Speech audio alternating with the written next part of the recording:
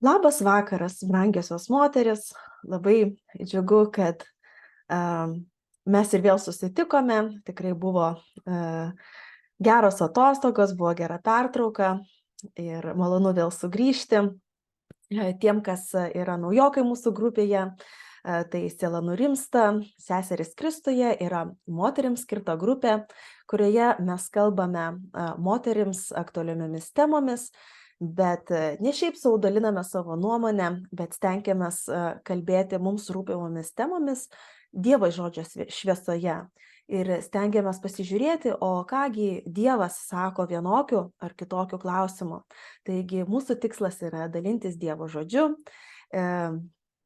ir kalbėti apie tai, ką Dievas kalba savo žodyje. Ir Dievo žodyje aptariami ne tik mums aktualūs gyvenimo klausimai, bet ir minimumos konkrečios moteris ir jų gyvenimai. Ir seniai savo širdyje troškau aptarti Biblijoje minimamas moteris ir pažvelgti jų gyvenimus ir pasižiūrėti, ir kogi mes, moteris gyvenančios 21 amžiuje, galime pasimokyti iš jų.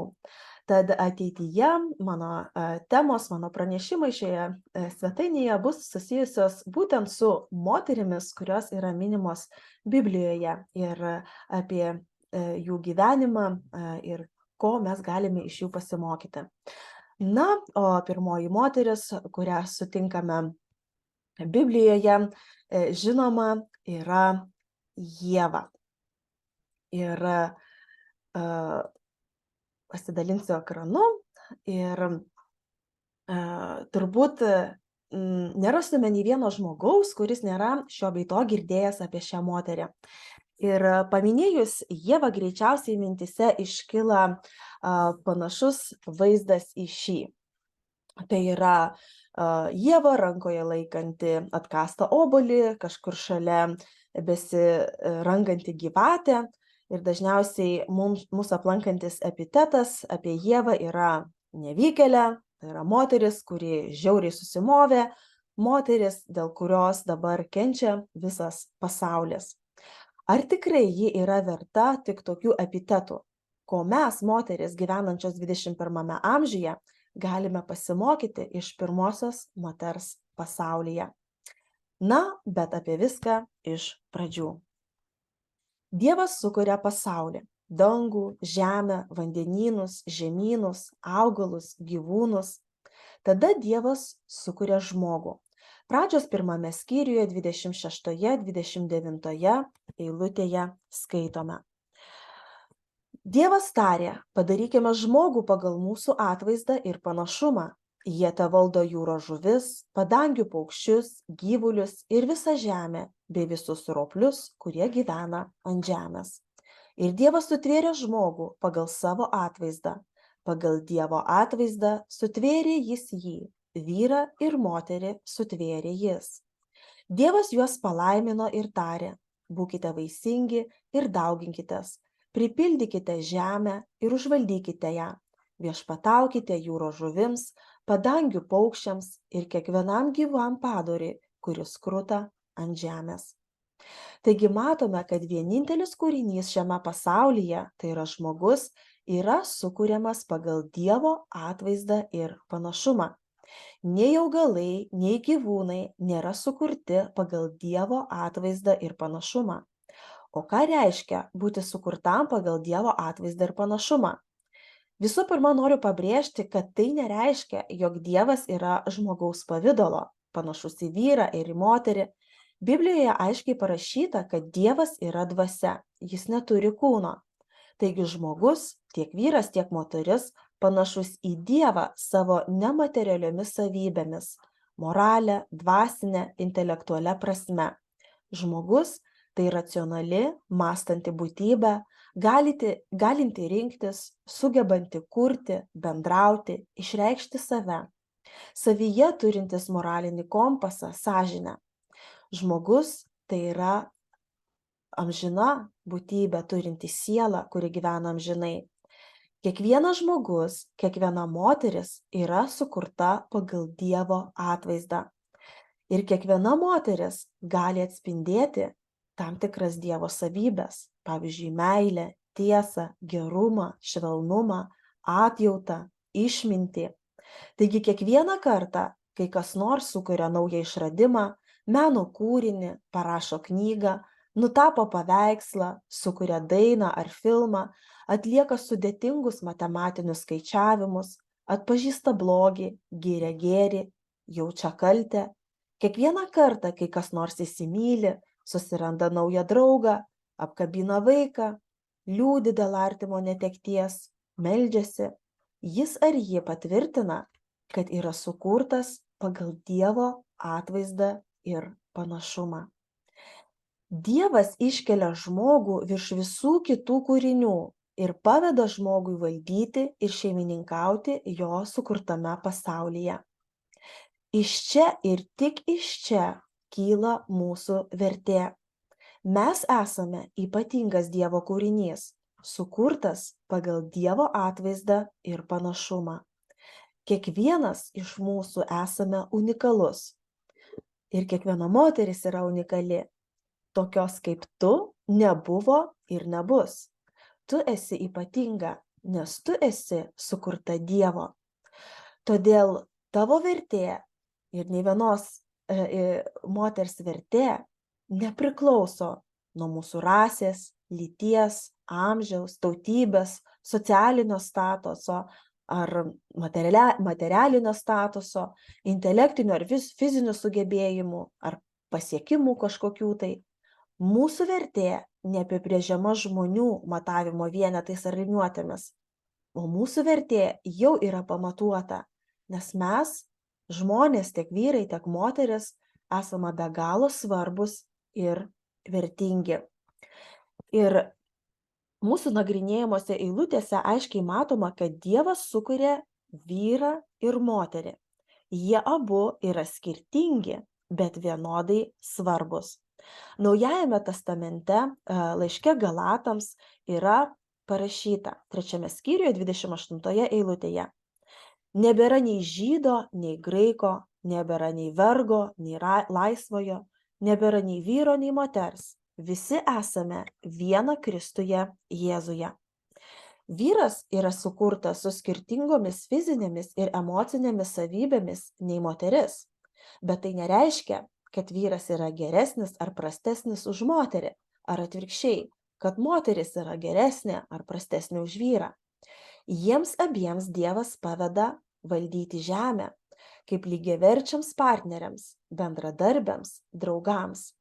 Jie vienodai svarbus, bet ir skirtingi, nes skiriasi jiems pavestos užduotis ir tikslai. Vyrai labiau atspindi vienokias Dievo savybes, o moteris kitokias. Šie skirtumai skirti ne tam, kad mes piktumėmės, šie skirtumai skirti tam, kad bendradarbiaudami Dievo pavestose tiksluose mes galėtume papildyti vienas kitą. Ir skirtumai nėra skirti nei konkurencijai, nei tam, kad mes varžytumėmės vienas su kitu, o produktyvesniam, našesniam darbui. Taigi Dievo mums duoti skirtumai, visų pirma, mes turim tai pripažinti, kad jie yra, ir jie yra duoti kaip palaiminimas, kaip dovana, o ne kažkoks prakeikimas. Ir kai mes suvokame, kad mes papildome vienas kitą, tai mums nuo to darosi gyventi lengviau, mes įgyjame daugiau išminties, kaip pasielgti vienaip ar kitaip vienose ar kitokiose santykiuose. Na, o grįžtant prie mūsų eilutės, pradžios knygoje skaitome 1 skyriuje 28 eilutėje, kad Dievas juos palaimino ir tarė: būkite vaisingi ir dauginkitės, pripildykite žemę ir užvaldykite ją. Taigi Dievas nori, kad žmonės susilauktų palikuonių, kad tų palikuonių būtų daug. Taigi idėja, kad žemėje yra per daug žmonių ar jų skaičių reikėtų kažkaip dirbtinai mažinti, nėra iš Dievo. Dievas yra gyvybės autorius. Jis sukūrė žmogų su galimybė duoti gyvybę kitam žmogui. Tam, kad atsirastų nauja gyvybė, reikalingi abu, tiek vyras, tiek moteris. O moteriai pavesta ypatinga privilegija nešioti gyvybę savo įsčiose, ją dovanoti, ją globoti, ją rūpintis. Niekam kitam šiame pasaulyje nepavesta ši nuostabi privilegija. Moters kūnas yra tam tobulai sukurtas. Jos kūno sandara, hormonai, menstruacijų ciklas tarsi tobulas mechanizmas, sukurtas gyvybei užsimegzti, vystytis ir gimti. Kokia tai privilegija, koks tai stebuklas. Ievos vardas, tarp kitko, reiškia duodanti gyvybę arba visų gyvųjų motina. Taigi Ieva ir kiekviena moteris gimusi po jos yra gyvybės nešiotoja. Ji sukurta duoti gyvybę. Ar tai reiškia, kad kiekviena moteris taps mama? Ne, bet kiekviena iš mūsų turime galimybę duoti gyvybę kitam žmogui. Dievas yra gyvybės autorius, o velnias yra žudikas. Dėl to jis nekenčia moters ir jis nekenčia gyvybės. O Dievas myli gyvybę, Dievas nori duoti gyvybę. Pradžios 2 skyriuje mes toliau skaitome, kaip aprašomas smulkiau žmogaus sukūrimo procesas. Pradžios 2 skyriuje 7 eilutėje skaitome: Ir viešpats Dievas padarė žmogų iš žemės dulkių ir įkvėpė į jo šnervės gyvybės kvapą. Taip žmogus tapo gyva siela. 18 eilutėje skaitome: Viešpats Dievas tarė: Negerai žmogui būti vienam, aš padarysiu jam tinkamą padėjėją. 20 eilutėje: Adomas davė vardus visiems gyvuliams, padangių paukščiams ir visiems lauko žvėrims, tačiau tarp jų neatsirado padėjėjo tinkamo žmogui. Taigi matome, kad Adomas yra sukurtas kaip socialinė būtybė. Jis nebuvo sukurtas būti vienas. Jam negerai būti vienam. Jam reikia bendravimo, jam reikia padėjėjo. Ir Adomo vienatvės neužpildė joks gyvūnas. Ten rojuje buvo daug įvairių gyvūnų, jie visi buvo mieli, bet nei vienas netapo tinkamų kompanionų Adomui.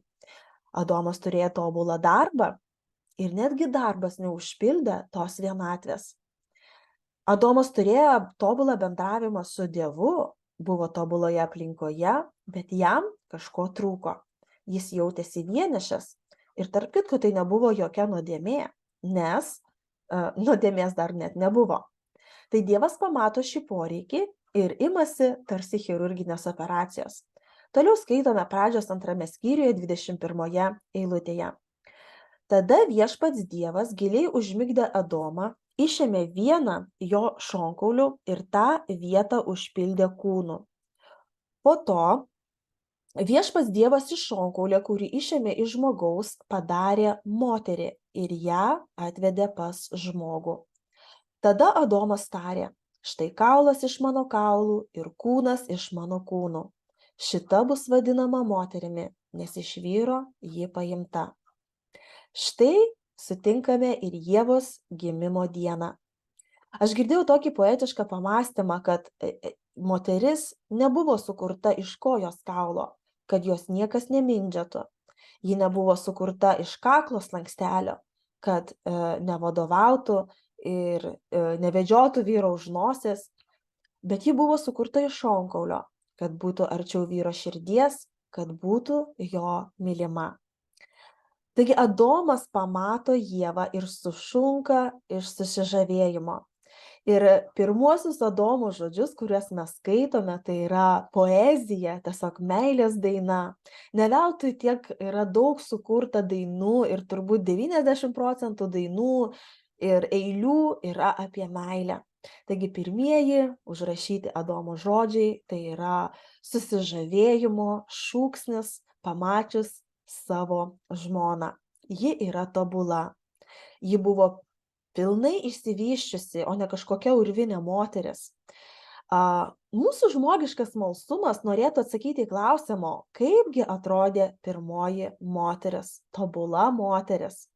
Kokio ji buvo ūgio, kokios jos buvo kūno proporcijos, kokios spalvos ir ilgio plaukai, kiek jis svėrė. Mes taip pripratę matuoti moters grožį pagal išorinius parametrus, kad kitaip ir nebemokam. Bet ar jūs atkreipėte dėmesį, kad Dievas nepamini visų šitų detalių? Jis visiškai nedetalizuoja jos išvaizdos.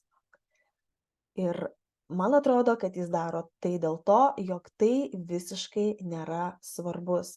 Dievas neprištampavo moterų kaip kokių barbių fabrike, kur jos visos yra vienodos. E, ir Dievui patinka įvairovė. Ir kiekviena iš mūsų, ačiū Dievui, nesame vienodos. Kiekviena iš mūsų esame ypatinga, kiekviena iš mūsų esame skirtinga, skirtingai atrodom, turime skirtingus temperamentus, skirtingus charakterius. Ir tai yra nuostabus Dievo kūrybos pavyzdys. Ir tikrai vertinkime tai, kokios mes esame. Nes tikrai pažiūrėjus į veidrodį gali pasakyti savo, kad esi nuostabus Dievo šedevras. Ir Adomas, pasižiūrėjęs į šitą Dievo dovaną, jam Ieva buvo tobula. Ir pagaliau jis nesijaučia vienišas, pagaliau įvyksta rojuje pilnatvė. Tarsi toks taškas Dievo sukūrimo šedevre moteris užbaigia, kaip žinot, būna vyšnia ant torto, tiesiog tobulumo ir užbaigtumo toksai simbolis. Ir Dievo kūrinyje buvo užbaigta ir pats Dievas ją vertina, kad buvo viskas labai gerai. Ir toliau mes skaitome pradžios 2 skyriuje 24 eilutėje. Todėl vyras paliks savo tėvą bei motiną ir susijungs su savo žmona ir juodu taps vienu kūnu. Žinoma, Adomas ir Ieva neturėjo nei tėvo, nei motinos, bet Dievas čia kalba apie tolimesnės kartas, apie tolimesnės santuokas, tolimesnės šeimas, kad vyras ir moteris susijungs ir jie taps vienu kūnu. Taigi santuoka nėra kažkokia istorinė atgyvena, tai yra Dievo sumanymas. Dievas yra tiek vyro, tiek moters dizaineris ir jis geriausiai žino, kaip ir kokiomis sąlygomis jo kūriniai geriausiai veikia. Jis žino žmogaus psichologiją geriau nei pats geriausias psichologas pasaulyje. Tarp kitų psichologų nuomonės ir teorijas keičiasi, skiriasi, o Dievo tiesa niekada nesikeičia. Jei Dievas sako, kad vyras ir moteris turi gyventi santuokoje, reiškia tai geriausia mums. Dievas žino, kad tik santuokoje moteris gali jaustis saugi. Tik tokiuose santykiuose, kai vyras nebijo įsipareigoti jai, įsipareigoti viešai, tik tokiuose santykiuose moteris gali jaustis saugi. Taigi santuoka nėra pasenęs kažkoks dalykas, neaktualus dalykas. Santuoka yra Dievo duota terpė dviem įsimylėjusiems žmonėms. Tai terpė, kurioje geriausiai gali augti jų santykiai ir klostytis jų gyvenimai. Mes taip pat skaitome, kad jie tapo vienu kūnu. Čia kalbame apie lytinius santykius. Ir vėlgi, lytiniai santykiai tai yra Dievo dovana. Bet atkreipkite dėmesį, kad Dievo dovana sutuoktiniams. Velnias visą laiką nori viską iškreipti. Kad Dievas kažkokią dovaną duoda, o velnias visą laiką nori ją iškreipti, apversti aukštyn kojomis, kad ta dovana taptų ne palaiminimas, o prakeikimas. Taigi, kai lytiniai santykiai yra praktikuojami ne santuokoje, tai nėra Dievo dovana, tai nėra palaiminimas. Ir lytiniai santykiai yra palaiminimas tik tai santuokoje. Ir tai vėlgi yra Dievo numatytas planas mūsų gyvenimui. Mes galim klausyti Dievo plano arba neklausyti, bet mes galime rinktis palaiminimą arba prakeikimą. Taigi Dievo planas mūsų gyvenimui tai yra santuoka ir lytiniai santykiai santuokos ribose. 25 eilutėje skaitome, kad jie abu, žmogus ir jo žmona, buvo nuogi, tačiau nesigėdijo. Jų santykiuose nebuvo čia tavo, o čia mano, o jų santykiuose buvo žodis mes. Jie buvo abu, buvo vienas kūnas, jie nebuvo jau atskiras vienetas Ieva ir Adoma, jie buvo šeima. Nebuvo jokių paslapčių, jokios gėdos. Mums labai sunku suprasti, nes greičiausiai nesugebame net pažvelgti į veidrodį, nesurasdamos savyje kokio nors trūkumo. Ir ne visada mes sugebame ar galime atsiverti santykiuose, nes bijome, kad kitas žmogus pasijuoks ar mus nuteis, bet Adomas ir Ieva galėjo džiaugtis visišką santykių pilnatvę, be jokios gėdos priemaišų, be jokio paslapčių šydo. Taigi, tokioje aplinkoje mes šiandieną susipažįstame su Ieva. Tobuloje aplinkoje, tobulame kūne, tobulose santykiuose tiek su Dievu. Biblijoje parašyta, kad jie vaikščiojo su Dievu, kalbėjosi su Dievu, kaip žmogus kalbasi su žmogumi. Ieva turėjo tobulus santykius su savo vyru, pati su savimi ir su Dievu. Ir mes čia ir paliksime Ievą. Ir kitą kartą kalbėsime jau po to, kai viskas sugriuvo. Bet iš šiandienos šitos ištraukos, iš šitų gražių santykių, šito gražaus paveikslo, mes galime pasimokyti kelių dalykų, nes taip daug kas pasikeitė nuo to laiko, kada Dievas sukūrė pirmą žmogų, pirmą moterį, nuo to laiko, kada egzistavo Edeno sodas. Daug dalykų pasikeitė, bet daug dalykų ir išliko tie patys. Ir visų pirma, išliko mūsų vertė. Kiekvienos moters, kiekvieno žmogaus, bet mes kalbam apie moterį šiandieną, kiekvienos moters vertė kyla iš Dievo. Tu esi vertinga, nes tu esi Dievo kūrinys. Tu nesi kažkoks atsitiktinumas šiame pasaulyje, kad oi, netyčia čia pastojo mama, ar ten neplanavo, ar panašiai. Ne. Dievo mintise tu visada buvai, Dievo planuose tu visada buvai. Ir žmonių nuomonės apie tave gali būti visokios. Netgi artimų žmonių, žmonės ne visada mus vertina. Bet Dievo akise tu esi be galo vertinga ir tavo vertė niekada nesumažėja. Tu esi tokia vertinga, kad pats Dievas atėjo iš dangaus į žemę tam, kad tave pasiektų, kad tave išgelbėtų, kad tave atpirktų, kad dovanotų tau amžinąjį gyvenimą. Jisai netgi mirė ant kryžiaus už tave, galvodamas apie tave. Paaukojo savo gyvybę dėl tavęs. Štai kokia yra tavo vertė. Jinai yra neįkainojama. Tokia neįkainojama, kad pats Dievas turėjo ateiti ir paaukoti savo gyvybę dėl tavęs. Taigi, žinok savo vertę. Ir tavo vertė yra labai labai didelė, nes ji kyla iš amžinojo visagalio Dievo. Kitas dalykas, tai mes moteris, kaip ir Ieva, kurios vardas yra duodanti gyvybę. Mes, kiekviena moteris, taip pat turime nuostabią privilegiją duoti gyvybę. Nepameskime, nenuvertinkime šitos Dievo duotos dovanos ir vertinkime ją. Vertinkime kiekvieną moterį, kuri pasakė gyvybei taip, vertinkime savo mamas, savo močiutes, kiekvieną savo draugę, kur yra mama su mažais vaikais, labai sunku, bet ji pasakė taip, aš duosiu gyvybę kitam žmogui, aš ją globosiu, aš ją auginsiu. Ir tikrai Dievas mums netgi davė ypatingas charakterio savybės, kad galėtume būti mamomis. Mes turime nepaprastą kantrybę, mes tikrai turime daug meilės, daug rūpesčio, norą rūpintis kitais, globoti kitus. Taigi panaudokime tas savybės, kad šis pasaulis būtų gražesnis. Ir kitas dalykas, kuris nepasikeitė, tai yra, kad mes esame sukurti pagal Dievo atvaizdą ir panašumą. Kiekviena iš mūsų mes turime, ypač tikinčios, moteris, mes turime potencialą atspindėti Dievo atvaizdą šiame pasaulyje.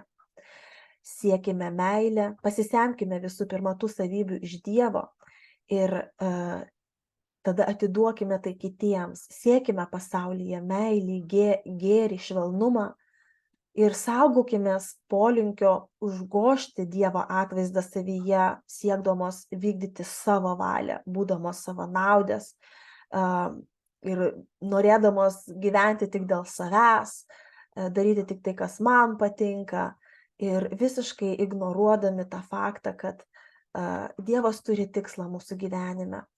Taigi dar vienas dalykas, kuris nepasikeitė nuo Edeno sodo, kad Dievas turėjo tikslą Ievai, Dievas turi tikslą ir tavo gyvenimui.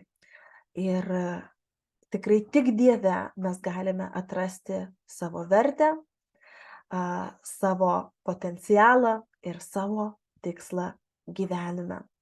Taigi su tokia gražia nata mes ir atsisveikinsime šiandieną su Ieva ir mes susitiksime su ją kitą savaitę ir pažvelgsime į šiek tiek liūdnesnę istoriją, bet irgi galime iš to pasimokyti daug dalykų. Taigi būkite palaimintos, jūs esate ypatingos.